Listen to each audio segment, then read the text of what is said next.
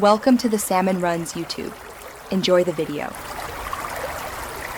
You'll begin by ensuring Python and VS Code are ready, then create and activate a virtual environment so dependencies stay isolated. Once done, install Django inside that environment and run Django admin start project to generate the project skeleton. Open the project folder in VS Code and let the Python extension detect the interpreter.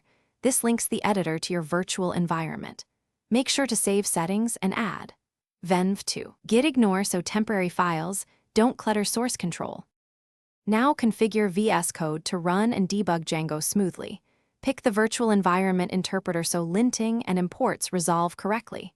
Then install Python, Pylance, and a Django helper extension to get templates and snippets. Enable linting and a formatter to maintain consistent code style. Next, create tasks for migrations and static collection, and add a debug configuration that launches manage. Run server. This lets you set breakpoints and inspect views.